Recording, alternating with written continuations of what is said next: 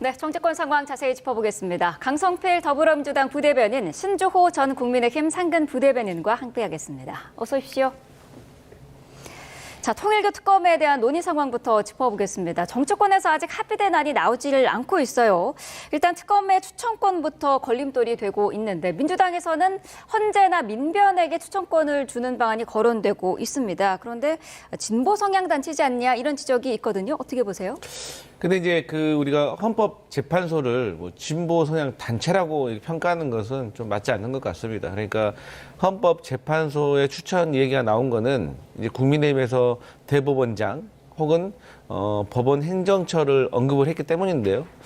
사실 이제 헌법재판소 같은 경우는 우리가 윤석열 전 대통령 그 탄핵 심판에서 보듯이 윤석열 전 대통령이 임명한 헌법재판관들도 어쨌든 전원일치로 탄핵을 시키지 않았겠습니까? 그렇기 때문에 어느 정도 우리 사회에서 신뢰가 저는 남아있다고 생각하고 과거에 어떤 여론조사에서도 보면 가장 신뢰받는 그런 기관으로 저는 기억을 하고 있습니다.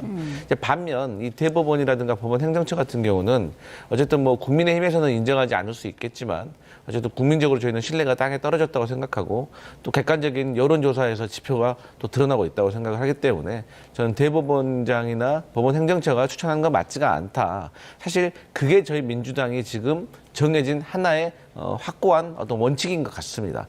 그 외에는 여러 가지 상황이 열려 있는데요. 그 중에 하나가 또 이제 민변도 있는 겁니다. 근데 이제 저는 개인적으로 이 민변이 앞으로 투명하게 만약에 추천을 한다고 하면 할 수 있겠지만 네. 그럼에도 불구하고 이제 국민의힘이라든지 또 중도층에서도 과연 이것을 중립적으로 바라봐 줄까에 대해서는 조금 의문점이 있는 것도 사실입니다. 네. 그렇기 때문에 저는 이 문제를 정치권이 해결하는 것, 즉 국회에서 해결하는 것이 어떨까라는 생각을 해보고 저는 개인적으로 저희 당 안에서도 많은 얘기가 나오고 있지만 국민의힘과 민주당을 배제한 다른 야당들이 조금 공정하고 중립적으로 추천을 하는 방안도 있는데 어쨌든 이 부분에 있어서는 여러 가지로 좀 협의를 해봐야 될 필요가 있다. 하지만 다시 말씀드리지만 저희 민주당은 대법원장이나 법원행정처가 추천하는 건 맞지 않다. 이런 입장입니다. 네, 국민의힘은 지금 이런 방안이면 민주당이 직접 추천하는 거랑 뭐가 다르냐 이런 지적이 있던데요. 일단 민변은 기본적으로 민주당의 관변단체와 다름이 없다라는 것이 국민적인 시각입니다.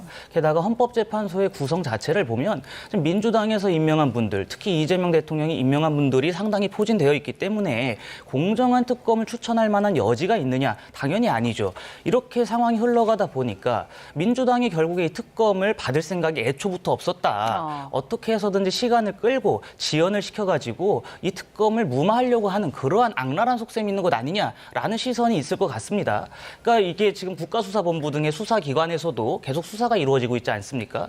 그러한 수사기관에서 만약에 진전된 수사 결과를 발표한다면 민주당은 그때 가서 거 봐라. 이 경찰이라든지 이 수사기관이 행하고 있는 수사만으로도 우리가 진실을 규명할 수 있다라고 하면서 특검 무용론을 꺼낼 게 뻔합니다. 이러다 보니까 민주당이 특검을 받을 생각이 애초부터 없었다라는 것이 제 생각이고요.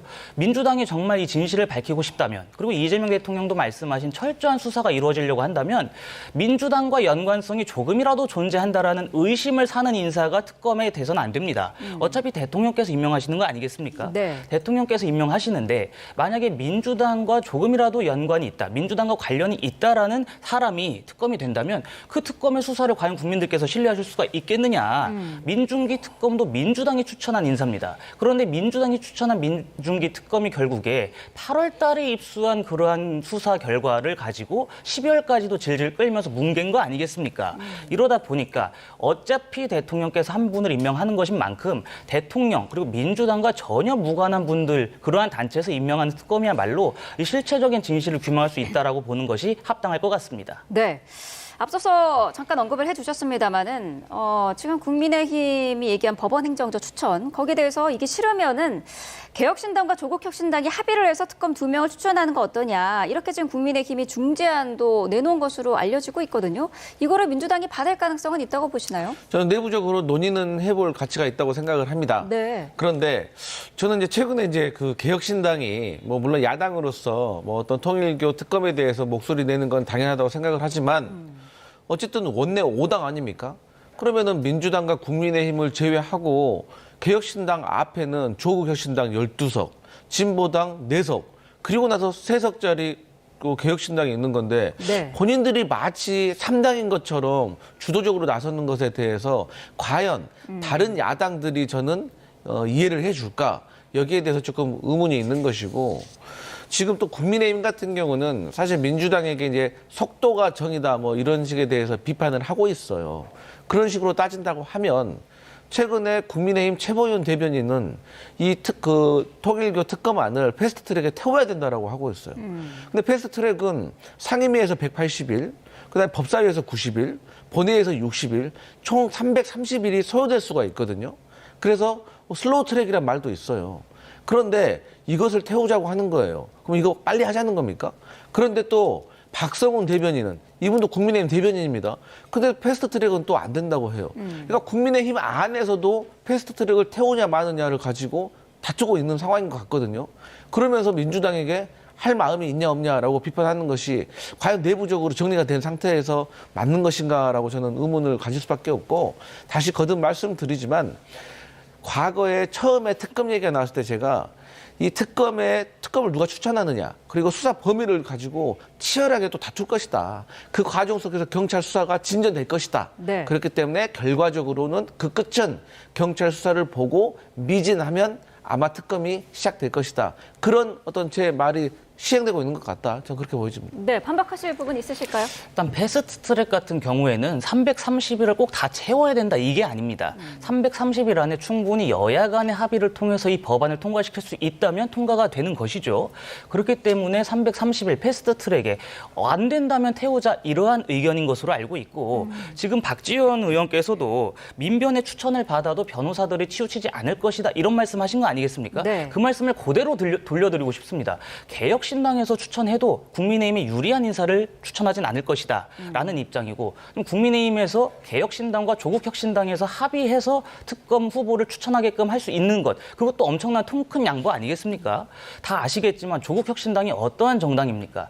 민주당 이중대 노릇을 자임하는 사실상의 민주당의 형제 정당입니다. 자매 정당입니다. 그러한 정당에게까지 특검 추천권을 줄 수 있다라는 의지를 피력한 것은 그만큼 국민의힘이야말로 이 통일교 게이트에 실체적인 진실을 규명하려고 하는 노력을 하고 있다. 그런데 그러한 노력에 찬물을 끼얹고 어깃장을 놓으면서 이 실체적인 진실을 규명하는 것을 가리려고 하는 집단이 누구냐? 민주당임이 분명하다라는 것을 국민들께서 인지하고 계실 것 같습니다. 근데 네. 이제 뭐 조국 혁신당이 민주당과 이제 우호적인 정당은 맞는데 이중대 이런 얘기 하잖아요. 그러면 맞지가 않아요. 왜냐하면 그런 논리로 따진다면 국민들이 봤을 때 개혁신당이 국민의힘 이중대다, 뭐 관변정당이다 이러면은 이해하겠습니까? 그럼 그런 논리로 따진다고 하면 결국 국민의힘이 본인들의 이중대인 개혁신당에게도 추천권을 주기 위해서 조국혁신당까지 인정을 한 것이 아니냐, 그런 오해받을 수도 있다, 그런 말씀드립니다. 국민의힘은 뭐 늦어도 오늘까지는 좀 정리된 안이 나와야 한다는 그런 입장인데, 장동혁 대표가 만약에 이런 안이 나오지 않으면 특단의 조치를 하겠다라는 표현까지 했거든요. 이 특단의 조치는 어떤 걸까요? 국민 여론을 최대한 응집시킬 수 있을 만한 행보를 하실 것으로 보입니다. 과거에 드루킹 특검 같은 경우에도 당시에 이제 자유한국당이 소수 정당이었습니다만 김성태 원내대표가 극한의 단식 투쟁을 하면서 민주당과 범 당시 여권의 협조를 이끌어냈거든요. 네. 이 지금 국민의힘이 107석밖에 안 되고, 뭐 강 대변인께서 말씀하신 개혁신당과 의석을 합쳐도 110석밖에 안 됩니다. 그러한 소수 정파이기 때문에 이러한 상황에서 저희들이 특검을 통과시킬 수 있을 만한 가장 큰 원동력은 국민 여론이다. 국민들께서 얼마나 이 통일교 게이트에 대해서 진실을 요구하고 계시는지 그것을 민주당과 정부에 알릴 수 있을 만한 방법이 존재해야 됩니다. 그러한 것들을 위해서 극한의 투쟁까지도 저는 고려하고 계신 걸로 알고 있고, 네. 그 극한의 투쟁을 발판 삼아서 민주당에 압력을 가하고 민주당이 압박감을 느끼고 하다 보면 결국에 다수당이지만 본인들을 향한 수사의 칼날을 인정할 수밖에 없는 형국에 이를 것이다. 그러한 최대한의 투쟁까지도 지금 고려할 상황이 됐다라고 봅니다. 네, 민주당의 이 특검 논의를 보면서 야권에서는 침대 축구 비판도 나오고 있거든요. 공소시효가 끝나기를 기다리는 거 아니냐, 이런 지적이 있던데요. 어떤 입장이실까요? 근데 이제 사실 그는 정치적인 공세고, 왜 이제 공소시효는 걱정을 좀 안 해도 되냐면 지금 경찰 수사를 하고 있잖아요. 네. 그런데 경찰이 수사해가지고 검찰에 송치하게 되면은 뭐 되기 때문에 공소시효는 사실상 문제가 되지 않는다고 봅니다. 다만 이제 이 지금까지 어떤 특검을 추천하고 수사 범위를 정하는 것들이 사실 다 지루했거든요. 그렇기 때문에 사실 그 침대 축구라는 비판을 지금까지 뭐 여야가 함께 받아왔던 것이고, 사실 이 협의라는 것은 양당의 어떤 그 상대가 있는 것이기 때문에 사실 뭐 국민의힘에서는 민주당이 지금 안 하려고 하는 것이 아니냐라고 하지만, 실제로 저희 민주당이 봤을 때는 오히려 국민의힘이 특검에 대해서 뭐 제대로 협의를 하지 않아서 이 아젠다를 뭐 지방선거까지 끌고 가려고 하는 것이 아니냐, 저희는 또 그렇게 오해를 하고 있는 상황이거든요. 그렇기 때문에 저는 뭐 서로 간에 이제 이런 정치 공세는 주고받을 수가 있지만, 저는 빨리 좀 협의를 해가지고 특검을 발의했으면 좋겠다, 이렇게 생각합니다. 네, 알겠습니다. 자, 다음 주제로 넘어가 보겠습니다. 더불어민주당 김병기 원내대표, 전직 보좌진 사이에 폭로전이 계속되고 있는데요. 관련 내용 영상으로 잠시 보고 오도록 하겠습니다.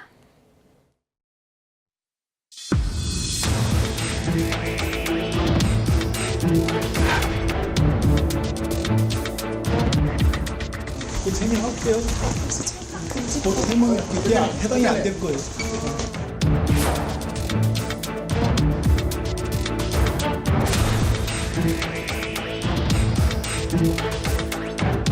그때 당시에는 저 관계가 좋고 보좌진들이 저 의원을 갖다가 이렇게 잘 모시겠다 뭐 했는데, 사실 인간적으로 봐도 그때 제 손주가 태어난 지 얼마 되지 않았었거든요. 갓난아기였기 때문에 그때 자발적으로 잘 모시려고 그랬던 거 아닌가 생각을 해봅니다.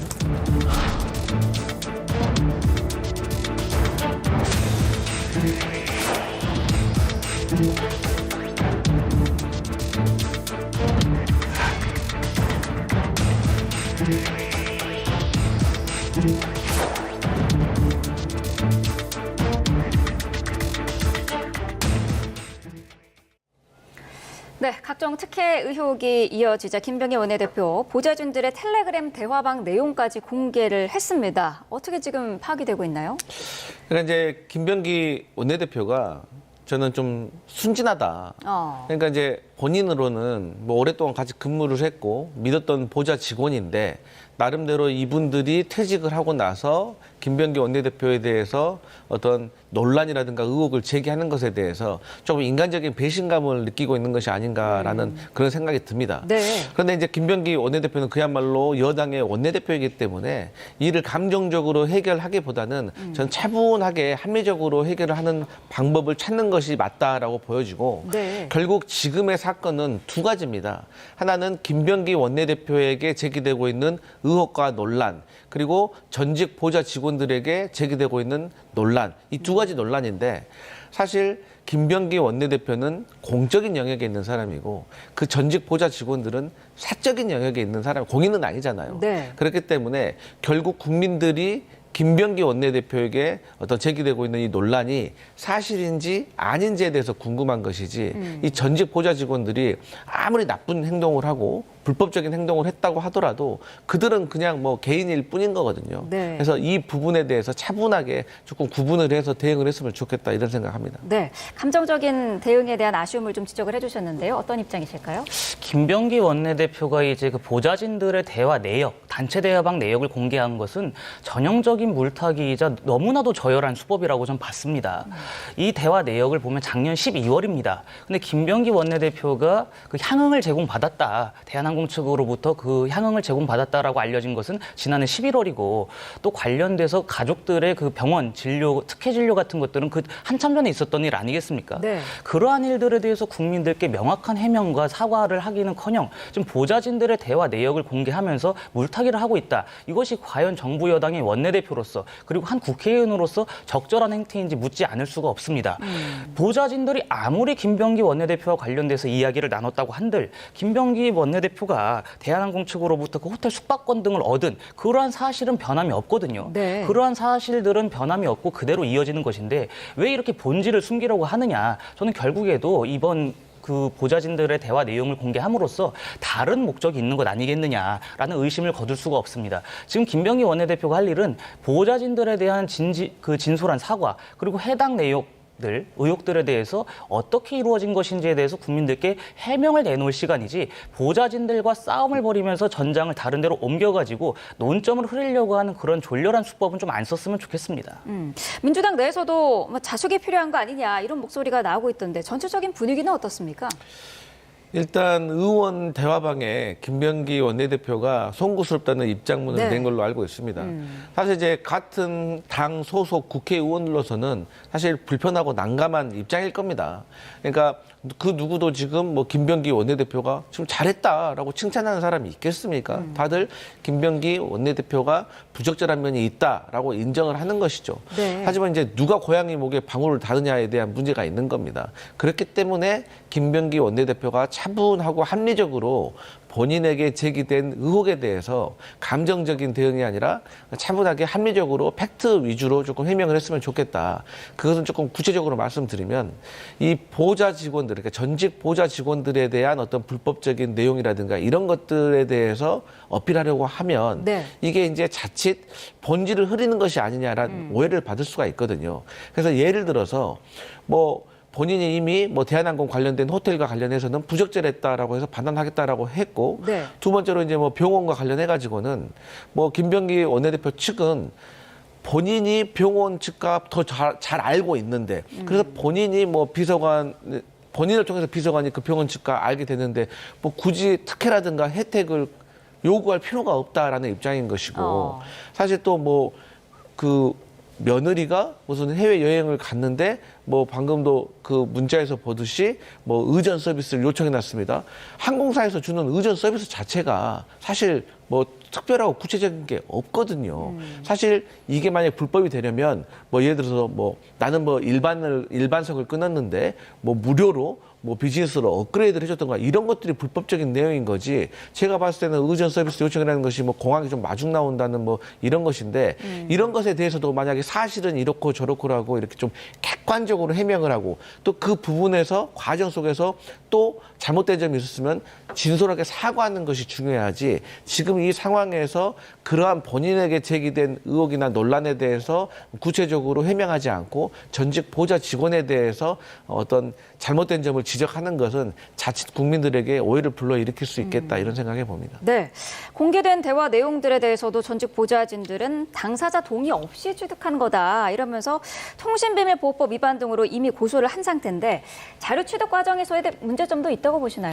그러니까 전직 보좌진들이 지금 입장을 낸 것이 막내 보좌진의 계정을 탈취해서 네. 김병기 의원의 부인께서 그 막내 보좌진 계정을 탈취해가지고 그것을 토대로 한 것이다 뭐 이런 논란이 있는 거 아니겠습니까? 네. 뭐 그것은 좀 밝혀야 될 사안이라고 보고 김병기 원내대표가 좀 개인적으로 반성을 하셔야 될 부분이라고 생각합니다.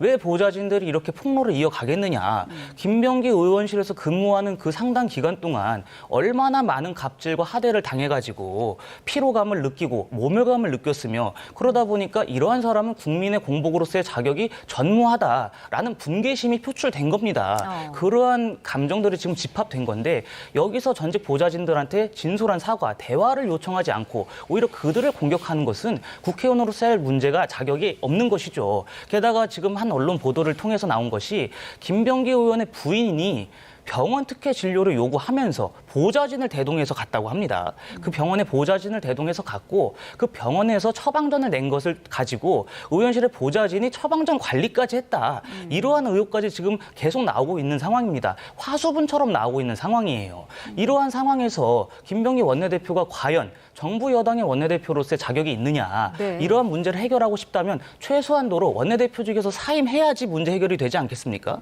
원내대표라는 그 엄청난 지위를 유지하면서 이 문제를 해결할 수가 없습니다. 이러한 의혹들에 대해서 과연 어떠한 민주당 의원들이 허심탄회하게 김병기 원내대표한테 조언을 할 것이며 어떠한 보좌진들이 김병기 원내대표의 잘못된 행동에 대해서 직언을 할 수가 있겠습니까? 이러다 보니까 여당의 원내대표직에서 물러나서 이 사안을 해결하려고 하는 진정성을 보일 때가 됐다. 그렇지가 않는다면 김병기 원내대표가 또 다른 갑질, 제2의 강선우 사태로 변질되는 것이 아니냐라는 국민적인 의구심이 제기될 것 같습니다. 네. 그런데 이거 하나는 좀 해명을 좀 해야 될 것 같은데 지금 이제 국민의힘에서는 이 지금 공개되고 있는 이 자료가 김병기 원내대표 측 사모님이 무슨 불법적인 어떤 경로로 취득을 했다라고 말씀을 하시는데 제가 이제 김병기 원내대표 측에서 듣기로도 불법적인 과정은 없었고 합법적인 경로로 취득한 걸로 제가 들었습니다. 제가 자세한 설명 안 하겠지만 하지만 그냥 상식적으로 제가 김병기 원내대표 측이라고 하더라도 불법적으로 취득한 저 자료를 공개를 할까요? 더구나 상대가 이 전직 보좌 직원이 변호사입니다. 그렇기 때문에 저는 이 김병기 원내대표 측에서 이 불법적인 경로로 취득한 자료를 공개한 것은 아닐 것이다. 이런 말씀드립니다. 아니, 근데 전직 보좌진들 중에서도 지금 법조인 말씀하신 법조인이 포함된 그 보좌진들이 이 대화방 내용 자체가 불법적으로 취득한 것이다라는 입장문을 공식적으로 냈습니다. 네. 이 부분은 국민의힘에서 주장하는 것이 아니라 김병기 의원의 전직 보좌진들이 주장을 하는 것이기 때문에 만약에 해당 사안에 대해서 불법 행위가 있었다라고 한다면 수사를 통해서 철저하게 밝혀야 될 문제라고 봅니다. 네. 자, 국민의힘 상황도 짚어보겠습니다. 장동혁 대표의 24시간 필리버스터에 대해서 한동훈 전 대표가 우호적인 메시지를 냈더라고요. 이제는 좀 화해 모드에 돌입하는 건가 싶기도 한데 어떻게 평가하세요? 일단 한동훈 전 대표 주변에 친한계라고 불리는 분들이 한동훈 전 대표께 장동혁 대표를 향해서 메시지를 내야 된다. 당내 단합과 결속을 이끌어낼 수 있을 만한 방안을 좀 내주셨으면 좋겠다라는 조언이 상당히 많이 들어간 것으로 알고 있습니다. 네. 그 부분에 있어서 한동훈 전 대표가 물론 장동혁 대표에게 뭐 화해 손길을 내밀었다 이렇게 볼 수도 있겠지만 저는 기본적으로 그 야당 대표가 24시간이라고 하는 게다가 내란 전담 재판부라고 하는 위헌성이 다분한 사안을 두고 강력하게 투쟁한 것에 대한 경의를 표한 것이라고 생각합니다. 이것을 저희가 정치 공학적으로 따지기보다는 장동혁 대표가 하신 일들 그러한 것들에 대한 노고를 표명한 것이지 마치 이것을 정치 공학적으로 장동혁 대표에게 화해를 요청하고 그것으로 말미암아 당내에서 입지를 강화하려고 한다 이렇게 바라보는 것은 저희가 너무 나간 해석이 아닐까라고 생각합니다. 네, 한동훈 전 대표는 사실 며칠 전만 해도 그 당원 게시판 문제로 당 지도부를 강하게 비판하기도 했었는데 앞서서 뭐 보여드렸습니다만은 함께 싸워야 한다라는 표현도 있었거든요. 민주당 입장에서는 어떻게 보세요?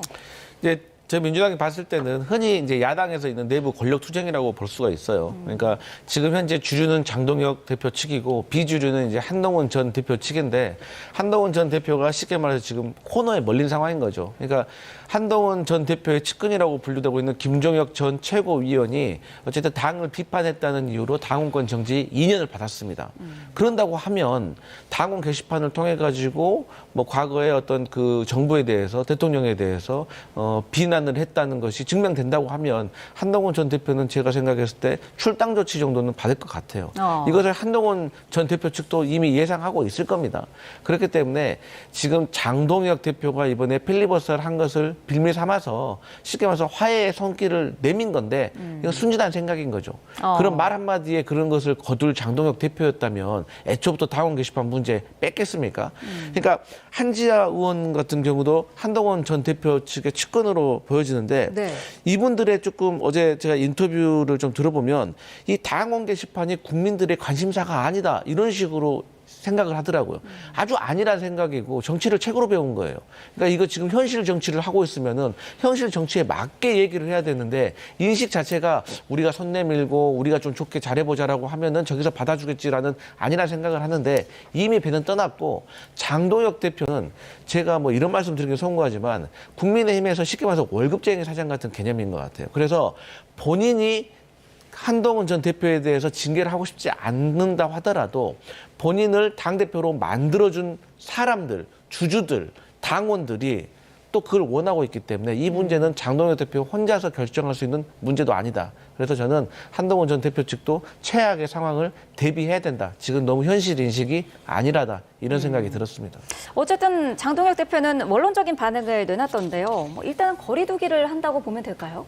아니, 제가 보기엔 장동혁 대표도 한동훈 전 대표의 그런 입장 표명을 내심 고마워할 것 같습니다. 왜냐하면 지금 장동혁 대표를 향해서 리더십 위기가 있다. 이러한 지적 중에 한가운데는 당내의 단합을, 진정한 단결을 이뤄내지 못한다라는 비판도 있거든요. 이러다 보니까 한동훈 전 대표가 이야기한 동지가 되자, 함께 싸우자라는 메시지 자체에 대해서 굉장히 고마워할 것으로 저는 추측을 합니다. 그리고 지금 이럴 때냐라는 그 당원과 국민들의 목소리가 점점 커지고 있는 상황이죠. 네. 민주당이 최고위원 보궐선거 3자리 그것을 두고 굉장히 치열한 경쟁을 펼치고 있고 또 김병기 원내대표 관련해서 도덕성, 불법성 문제가 야기되고 있고 또 정부의 실책과 실패, 정부의 도덕성 논란도 지금 상당히 가중이 되고 있습니다. 이렇게 정부 여당이 스스로 자중질환에 빠져 있는 상황에서 야당이 하나된 모습으로 이 대여 공세에 적극 협조를 해야 되는데 그러한 길에 있어서 장동혁 대표도 그동안 강조해 오셨고 거기에 한동훈 대표도 장동혁 대표와 이 체제 이것에 대해서 굉장히 긍정적인 평가를 내놓으심으로써 국민의힘이 하나로 뭉칠 수 있을 만한 계기가 마련이 되었다. 이러한 계기를 저희가 허투루 보내서는 안 된다고 생각합니다. 이렇게 대화의 물꼬가 트이고 이런 식으로 화합을 할 수 있을 만한 가능성, 개연성이 열렸다면 이것을 발판 삼아가지고 국민의힘이 진정으로 하나된 모습을 보여드려야 당원과 국민들께서 더 큰 지지를 보내시고 당원과 국민들께서 국민의힘을 더 신뢰하실 수 있지 않으시겠습니까? 저는 이번 그 대화의 물꼬를 장동혁 대표와 한동훈 전 대표가 조금 슬기롭게 풀어나가셨으면 하는 바람을 갖고 있습니다. 네. 자, 장동혁 대표가 지금 뭐 본격적인 지지 기반 다지기에도 들어가는 모습인데 다음 주에는 이명박 전 대통령과 만남도 추진하고 있더라고요. 정통성을 좀 부각하려는 의도다 이렇게 볼 수 있을까요? 이명박 전 대통령과 박근혜 전 대통령 그 두 분 대통령을 모두 예방을 할 것으로 저는 보입니다. 네. 이명박, 박근혜 두 분이 비록 그 감옥엔 다녀오셨지만 보수의 황금기를 여셨던 분들이거든요. 민주당 정권의 잃어버린 10년을 종지부를 찍고 보수 황금기, 연달아서 정권을 창출할 수 있었던 그 동력을 가졌던 분들이기 때문에 저는 두 분을 다 만나실 거라고 생각합니다. 네. 그리고 두 분을 만나면 저는 장동혁 대표에게 박근혜, 이명박 두 전직 대통령께서 이러한 조언을 하실 것 같아요. 과거에도 한나라당 경선 당시에 얼마나 친이 친박 간의 갈등이 심했습니까? 그러한 갈등을 모두 겪어냈음에도 불구하고 이명박, 박근혜 두 대통령으로 이어지는 연달은 대선 승리를 했거든요. 네. 그 과정에서 친이와 친박 간에 서로 공천학살이니 뭐 친이는 우리가 상종을 못하겠느니 뭐 친박은 우리 당 사람으로 인정 안 하겠느니 당을 나가라느니 이러한 얘기들이 상당히 많았습니다. 네. 그러한 상황에도 불구하고 두 전직 대통령의 이른바 원톱 회동으로 갈등설이 확 잠재워졌고 그것으로 말미암아 정권 재창출을 이뤄낼 수 있었거든요. 저는 그 두 분이 장동혁 대표께 아마 그러한 조언을 하실 것 같습니다. 지금은 당내 갈등에 몰두할 때가 아니다. 우리가 여당도 아니고 아주 극히 소수의 야당으로서 대여 공세, 압도적인 의석이 민주당과 맞서 싸우기 위해서는 당내 갈등에 골똘할 때가 아니라 우리가 한마음 한뜻이 되어야 된다라는 조언을 하실 것으로 보입니다. 왜냐하면 네. 본인들께서도 그러한 경험을 하신 거 아니겠습니까? 본인들의 바탕으로 그러한 조언을 하실 것으로 보고 그 조언을 받아들여서 장동혁 대표도 새해에는 정말 하나된 모습 그리고 국민의힘의 단결과 단합을 이루어내실 거라고 생각합니다. 네. 당분간 뭐 보수 원로를 계속 만날 계획인 것 같던데 민주당에서는 어떻게 보고 계실까요? 그러니까 이제 뭐 당의 대표가 그 당이 배출한 전직 대통령들을 예방하는 거는 저는 뭐 이상한 건 아니라고 생각을 합니다. 다만 이제 장동혁 대표로서는 이분들을 통해 가지고 한동훈 전 대표에 대한 어떤 메시지를 얻어내려고 하는 것 같아요. 뭐 제 생각에는 이명박 전 대통령이나 박근혜 전 대통령이 검사 한동훈 시절에 상당히 한동훈 전 대표와는 악연일 거로 저는 생각을 하고 있거든요. 그렇기 때문에 저는 이분들이 뭐 공개적으로 뭐 한동훈 전 대표를 저격하지는 않겠지만 나름대로 조금 비공개적인 어떤 회동에서도 어떤 메시지를 좀 줄 수가 있을 것 같고 이러한 것들이 조금 강경한 어떤 그 극우 지지층을 조금 결집하는 그래서 이러한 지지층의 결집으로 인해서 장동혁 대표가 당내 조금 지도력을 좀 더 세우고 나서 그리고 나서 이제 한동훈 전 대표에 대한 출당을 저는 아마 결행하지 않을까 그런 생각해 봅니다. 네. 자, 오늘 두 분 말씀은 여기까지 듣겠습니다. 강성필 더불어민주당 부대변인, 신주호 전 국민의힘 상근 부대변인과 함께했습니다. 고맙습니다.